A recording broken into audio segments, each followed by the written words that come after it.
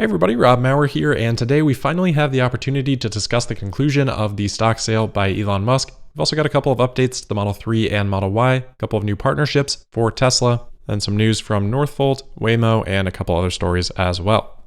Alright, so looking at the stock, despite some excitement about Elon Musk being done selling, the stock did finish down a little bit today, 0.2% to $1,086.19, while the Nasdaq fared similarly, down 0.1%.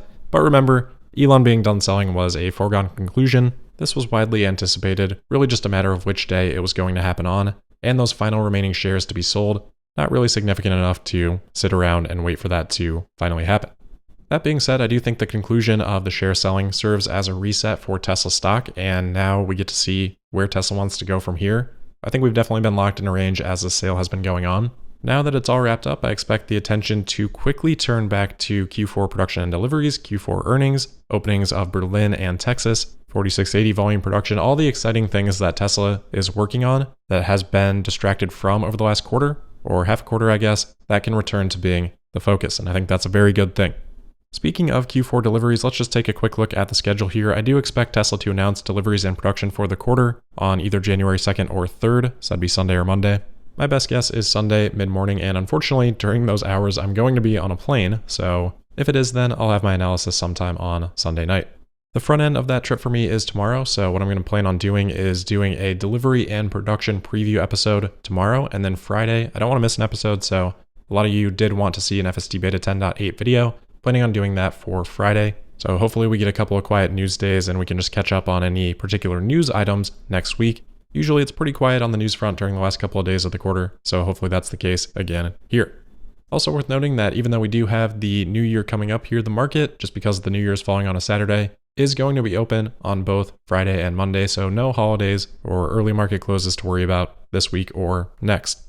All right, let's take our final look and wrap up with this stock sale then. So we know this is the last transaction because in this Form 4, which was filed last night, it says, quote, "This Rule 10b5-1 trading plan was completed on December 28th, 2021, end quote.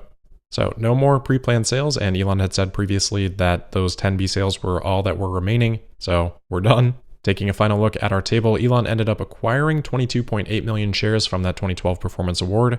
He ended up selling 15.7 million shares in total. So despite all the noise, Elon now actually owns about 7 million more shares than when this started. Of course, he could have owned more if he didn't sell as much, but still, through this process, the number of shares he owns outright has increased. One piece of this that also hasn't gotten much attention is that because Elon has to acquire these shares through this options exercising for $6.24 per share across 22.8 million shares, that's $142 million in cash that will be going to Tesla. That doesn't affect the income statement, doesn't hit earnings, but it will increase Tesla's cash on their balance sheet.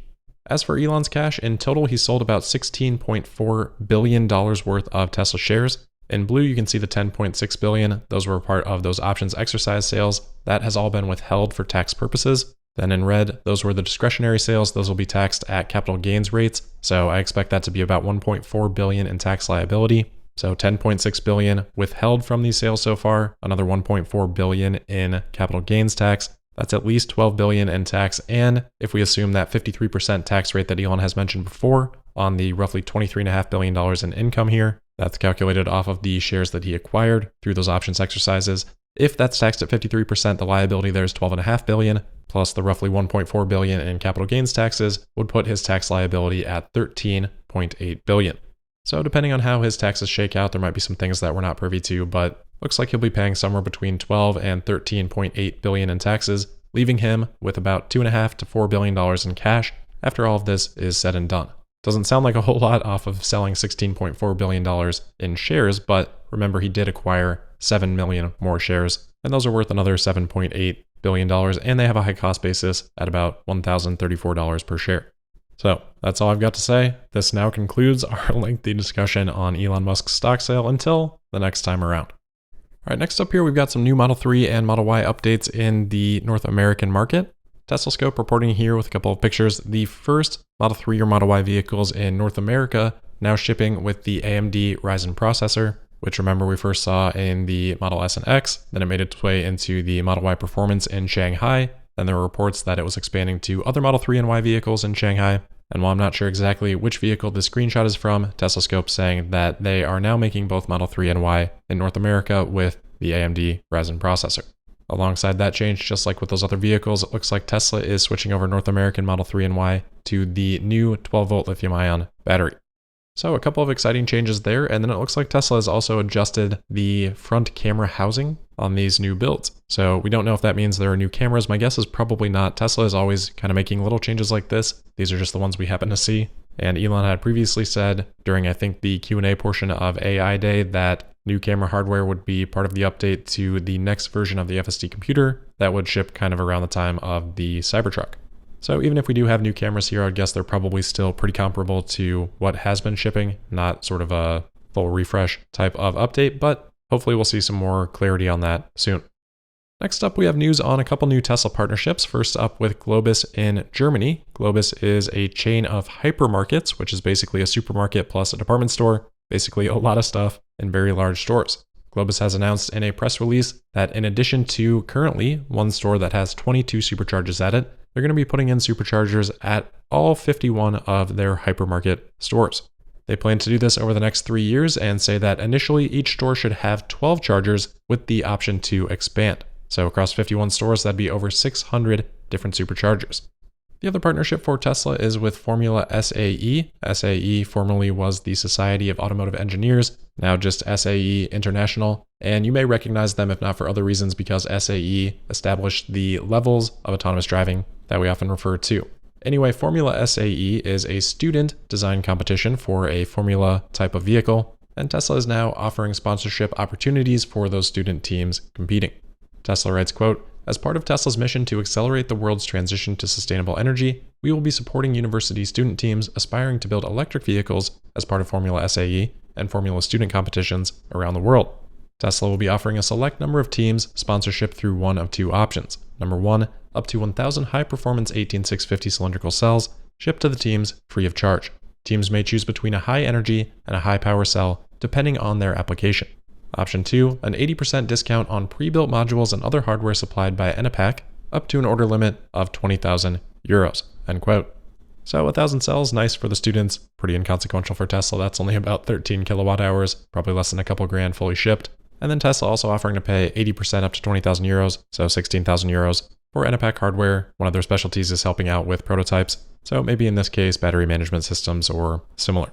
At any rate, nice to see Tesla's involvement. Great low-cost way to get exposure and interact with future talent. Next here, just some quick accolades for Tesla in the Australian market. Money Magazine Australia has recognized the Tesla Model 3 as the best value electric vehicle, as well as the best value luxury car based on total cost of ownership. Nice to see, especially in Australia where Teslas, relative to the rest of the world, are quite a bit more expensive, but it's all about relativity, and I suppose that's probably the case for most other cars as well. All right, last few things for today. First, we've got an update on Northvolt. Remember, Northvolt is the battery manufacturing startup founded by former Tesla employees. Today, they announced that they have completed the assembly of their first battery cell from their first planned gigafactory, Northvolt Et, in North Sweden. This one was a prismatic cell, but they do plan to make cylindrical cells as well. And they eventually plan to ramp this factory up to battery production of 60 gigawatt hours per year. So exciting milestone there for Northvolt.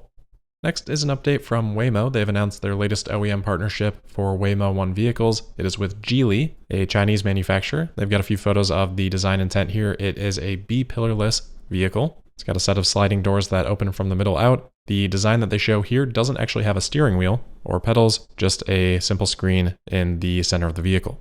Looks pretty cool, but they don't really give much here in terms of timeline. They say that, quote, "Our Waymo One riders will one day experience an interior without steering wheel and pedals," end quote.